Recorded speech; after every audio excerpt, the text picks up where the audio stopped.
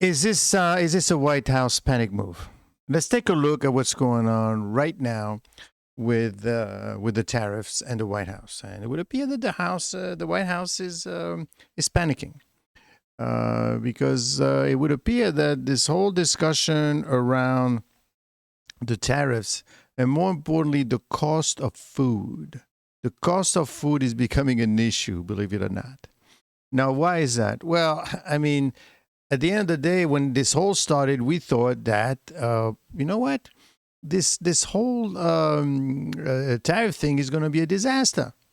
Why? Well, because you're going to go out, you're going to create uncertainty in the market, and more importantly, what you're going to do is you're going to force a tariff war.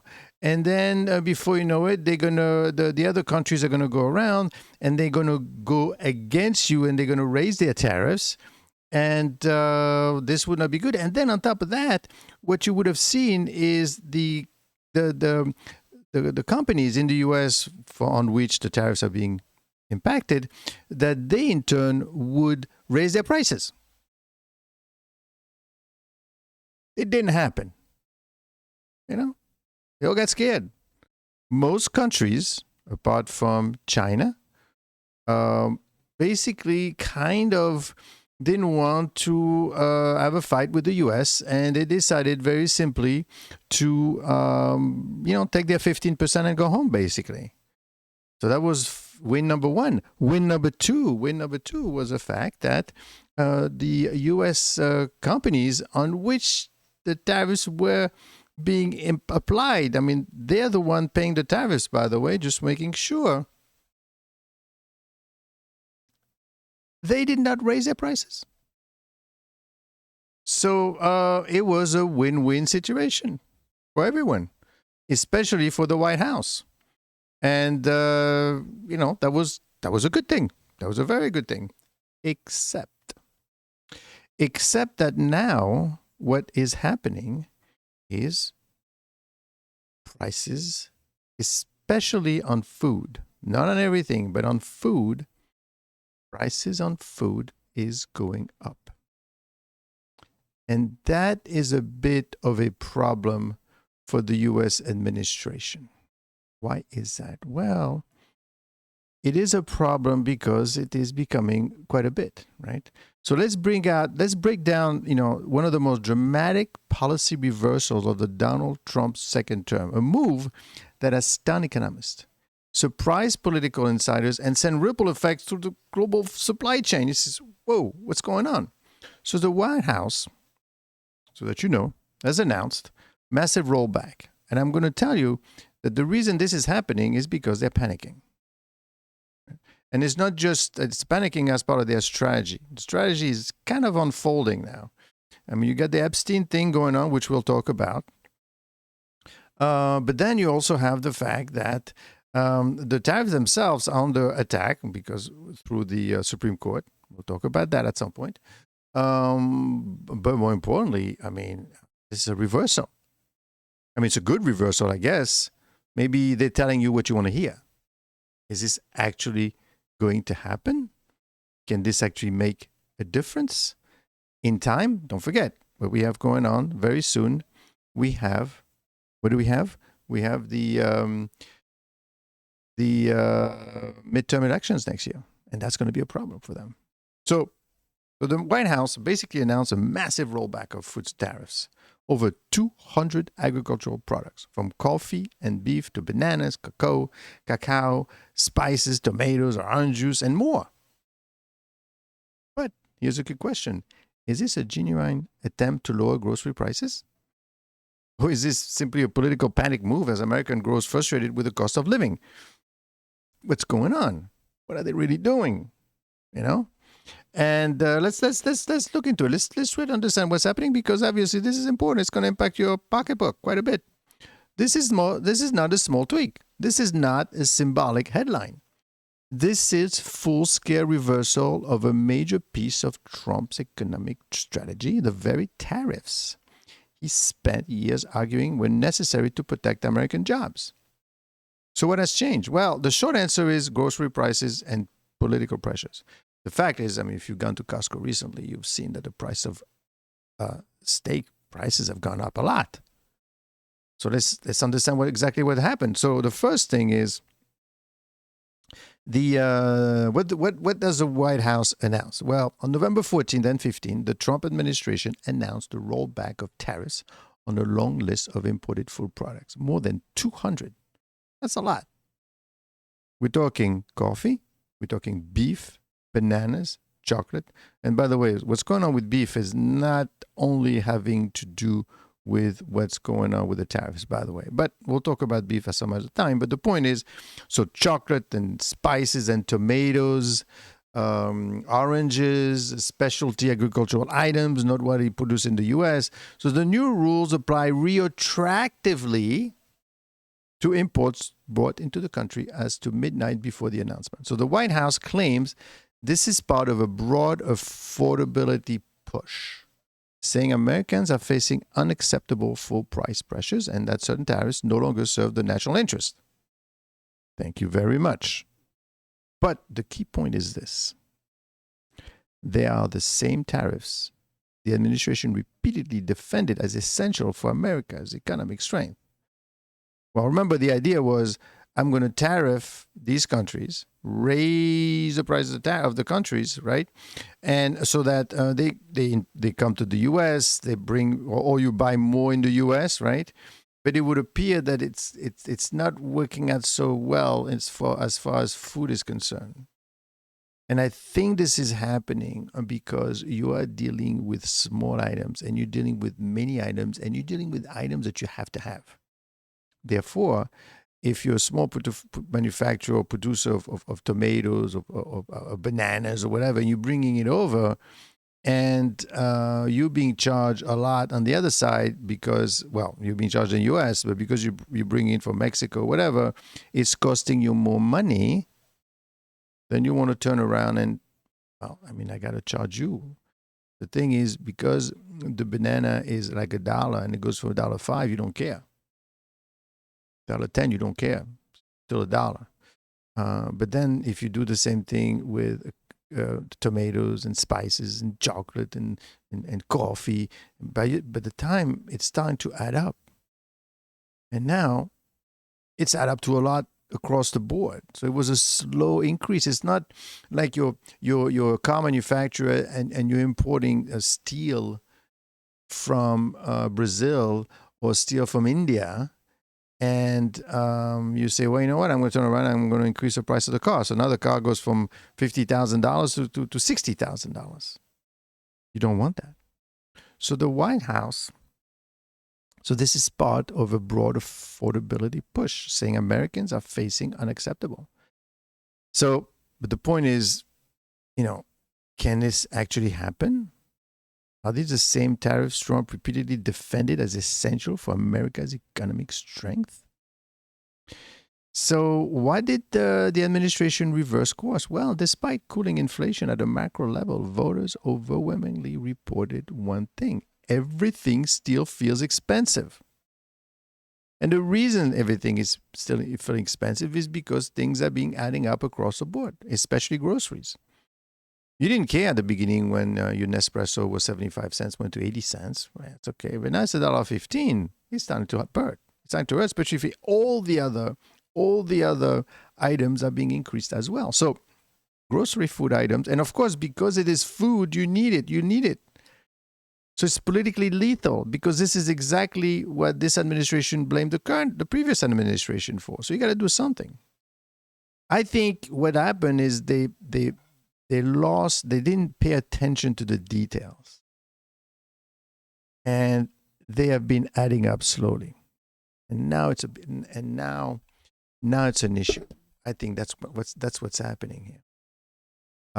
So internal polling, public surveys, recent election results show that food inflation now one of the top main pain points for the U.S. households. Voters blame the White House, regardless of who's right. So the administration is losing support among middle-income suburban voters. That's a problem. And working-class households are expressing frustration across both parties. So listen, this guy's taking too much money. What have you done? Well, I tried the best I could. and it worked. It's just I did not pay attention to the details. I didn't realize that, if you pay for a banana at $1 to $1.05, you don't care. But then the coffee from, an espresso cup from like a dollar to $1.50, that doesn't make too much. And that's not a big deal. But then you lost track of the fact that by the time you add them all together, it's time to make a big difference altogether. And the manufacturers probably realize it. They say, well, they're not saying anything. Let's keep increasing. Even though inflation has come down to the 3% range, the level of prices, not just the rate of change, still hurts. Now, of course, when we talk about inflation, you need to realize one thing is that inflation, when they talk about inflation, what's inflation? Well, it's the price of food, it's the price of housing, and it's the price of energy. So energy has been coming down quite a bit, and that's what they always say. Well, energy has been going down, so inflation is going down. Inflation is in the range. Yeah, but not inflation that I care about, and I care about food. And the advisors reported warned, we cannot run a second-term agenda while Americans feels like they're being crushed at the grocery store. That's right, and that's why the White House pivoted. The tariff reversal is part of a broader effort to signal, we hear you, we're doing something about affordability. Now, you're doing something, yes. We're hearing it. You're going to do something. But can it actually work? How much will this really lower prices? And that's the question you want to know. Removing tariff does reduce costs for the importers. Yes, correct. It reduces your costs. But will grocery store prices actually drop? Not necessarily and not immediately. If you keep buying and keep paying, it's not much of a big deal. Here's why. The reason is grocery chains don't automatically lower prices when their costs fall. Sometimes they keep the difference as a margin. This is working. It's food after all. You got to eat. So many affected items may have other cost drivers. Now, you have to realize, and this is why inflation is a very dangerous thing, because once it starts going, you can't lower it that quickly. It's not like when you have oil prices going up and down, you see that at the pump right away. This is different. Not only it's not just one thing, it's many things, right? Coffee, banana, it's a bunch of different things. So by the time you have a bunch of different items and a bunch of different people and very low cost, so it's very, and then they could always say, well, coffee prices, for example, surged due to A, weather events in Brazil, B, disease in Central American crops, global shipping costs, and higher labor expenses. I mean, the tariff rollback can help, but it's not a magic wand. So you could imagine at the White House, right? I mean, okay, I just reduced the tariffs on coffee, for example. So bring it down. I said, well, hold on, it's not that simple. I mean, I've got the weather was no good. There were diseases, the shipping costs. So I can't. And then people, frankly, are still buying the coffee. They like it, right? So the horse is out of the barn, and now you're trying to bring it back. That is much more difficult. Now, of course, you could say, but I'm doing something. So please remember this when, the midterm election, because that's what they focused on, the midterm elections.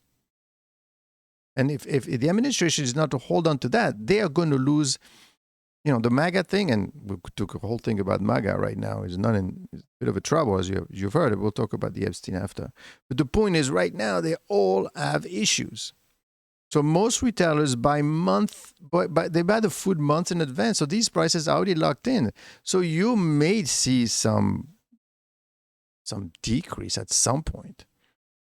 But it's not just about the tariffs as well. And this is where the administration is going to have a tough time explaining that, listen, I am working it, but it's not really all just about the tariffs. Especially what's happening with the meat prices is not just the tariffs, but the problem is that if the U.S. population thinks that, this is the tariffs, and of course the right, the left is going to say, yeah, that's right, the tariffs are causing all these things. So the administration is going to have to wrestle with with the message, and the message might be difficult to pass through, say, hey, folks, this is not just about the tariffs. We didn't cause this on our own. It's the tariffs. And that's going to be a problem for them. Now, most retailers buy food months in advance. So these prices are locked in, like I just said.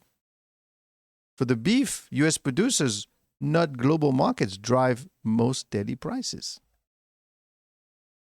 Right? So the ability to lower food prices is extremely limited. Tariffs are one of the very few direct tools he has. And even then, the effect is modest.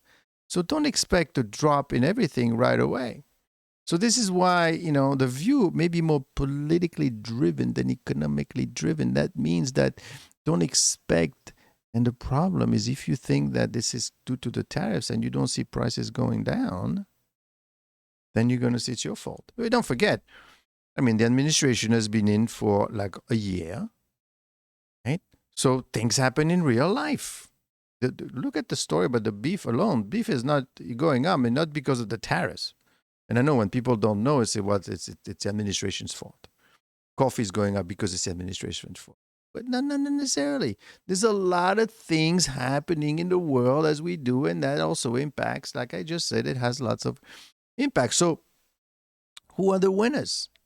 Well, the consumer of imported goods should be the winners, like coffee drinkers, fruit buyers, chocolate lovers, lots of people. The food manufacturers, companies using imported cocoa, spices, citrus, may see relief.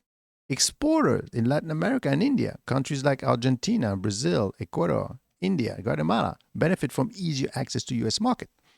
And of course, the grocery chains. Who are going to be the losers? Well, the U.S. domestic beef producers are going to be not going to like it. In fact, you probably heard already, because the administration is going to favor importing Argentinian beef into the U.S., basically saying, well, hold on, now you're going to have cheaper imported beef. That's going to mean more competition for us. So you're going to hear the beef producers having an issue. The farmer protected by the tariffs. Some may see reduced prices or thinner margins. Political allies who supported Trump's original tariff strategy, they say, well, what are you doing? What are you reversing? And of course, those of you tariffs as negotiation leverage may feel weakened. Right? So now, why is this happening? Well, it's happening because time is passing by.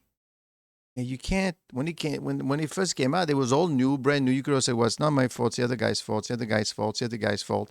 I'm doing the tariffs. Wow, what a great thing. This is working. We're making money, right? But now time is kicking in. Events are happening beyond their control. And now, of course, they're stuck. And now they have to make sure. I don't think they care so much about the price of anything.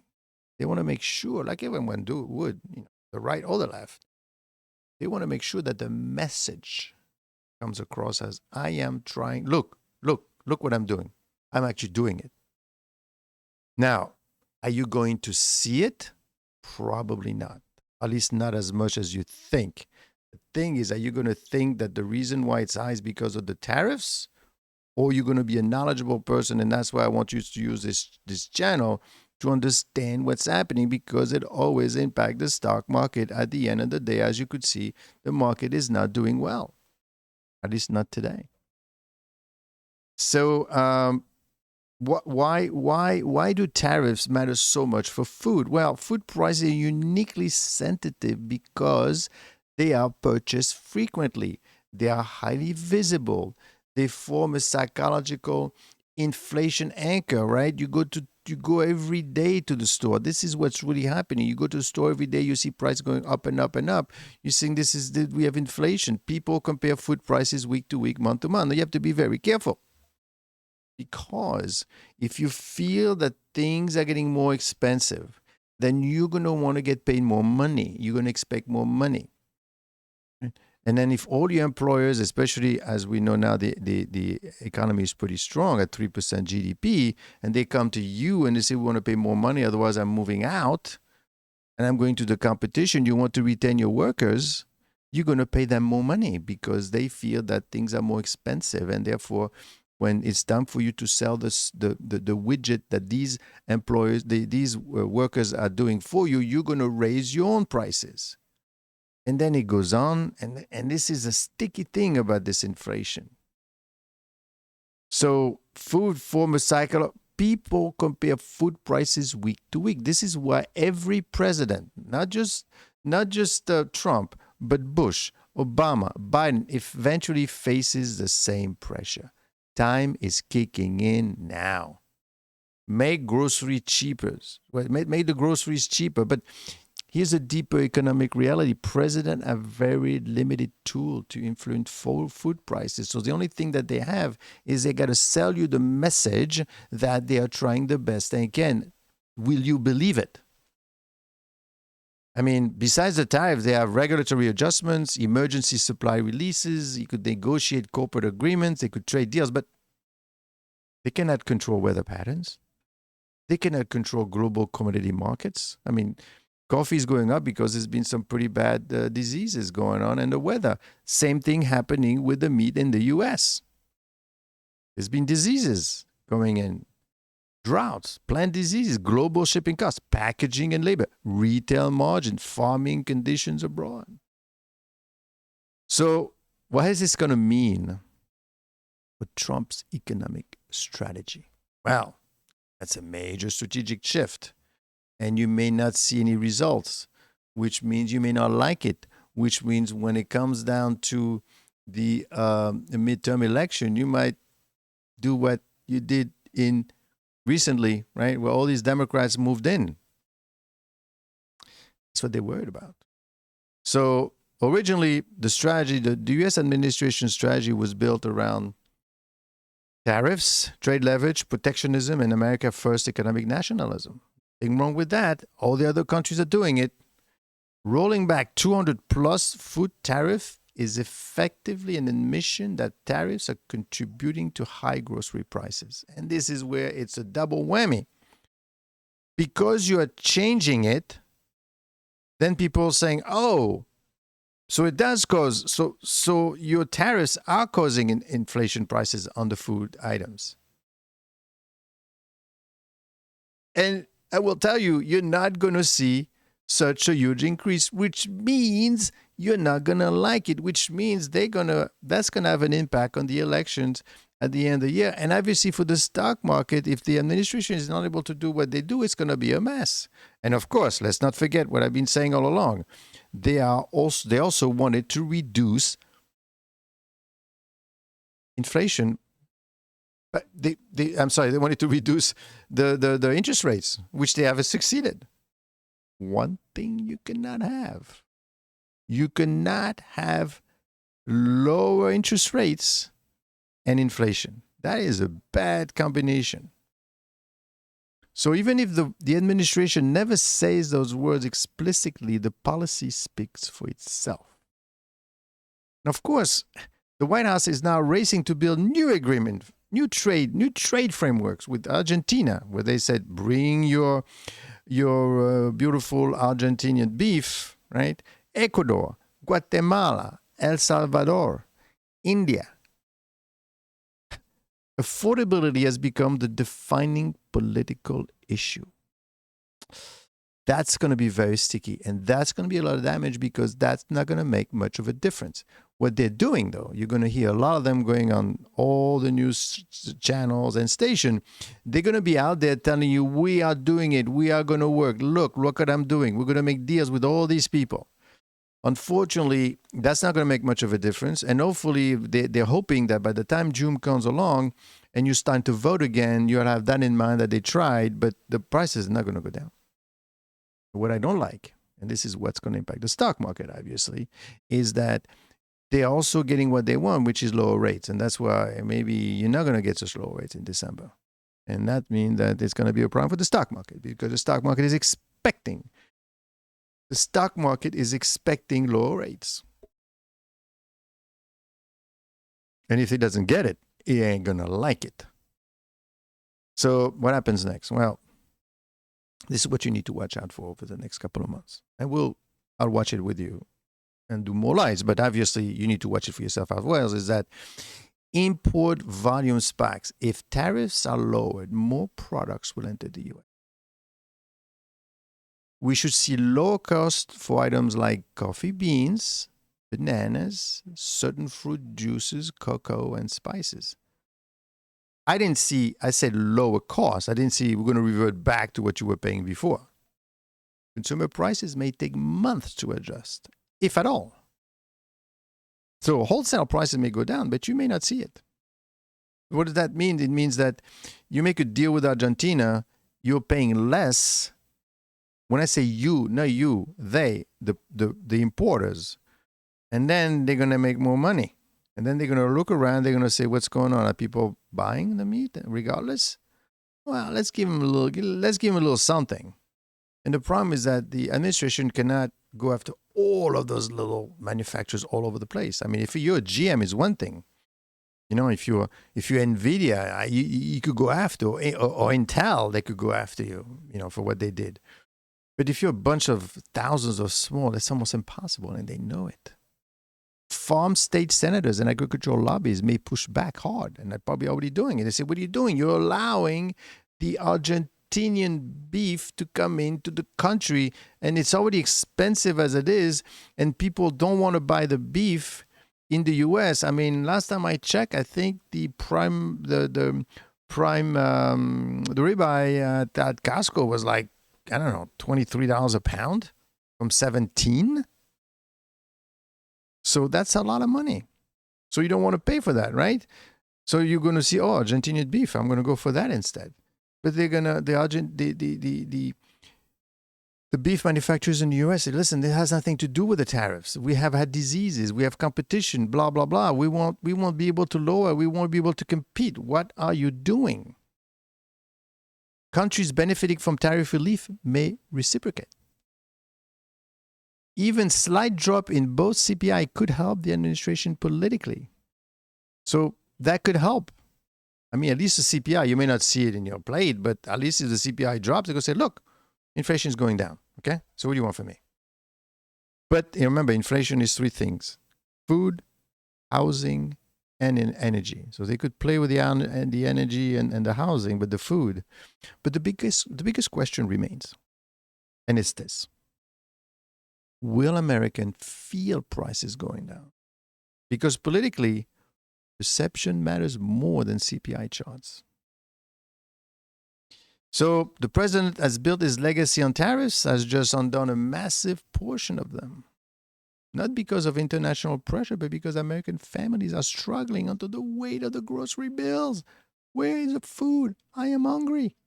The tariff rollback is bold. It's dramatic. It's politically risky. Why is it politically risky? Because on one end, you may not see it.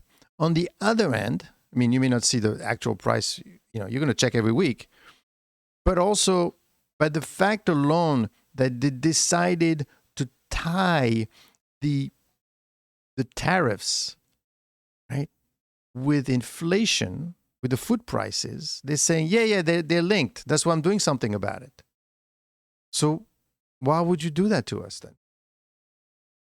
Did you make a mistake? No, I didn't make a mistake. But what you don't understand is the prices were going to go up regardless. Now, he could have said, you know what, I'm not lowering it. I don't care, because I know for a fact that I could see exactly the discussion they had in the White House. They came to him and they said to him, okay, people feel that the tariffs are creating inflation, that are creating the food inflation. And he said, but it's not. Well, I know it's not, but that's what they think. So you need to do something about it. They say, but if I do something about it, they're going to think and they're going to realize that, in fact, it is tied. But that's okay, because at least you're doing something. And if they hear you doing something, then they're going to reward you. And then he's probably said, but it's not going to make a difference. Yeah, but by that time, the message has been sent already. Do you see how tricky this is? That's exactly what's happening. So obviously, he caved. I am telling you that he caved. They pressured him and he caved, because that's not his temperament. He goes all the way. Now, of course, he may be caving from anything. In fact, he's caving also on the Epstein thing, by the way, where first he didn't want to do it. He didn't want to have this vote. Now he's saying, yeah, we should have the vote. Whoa, another reversal. Is he weakening?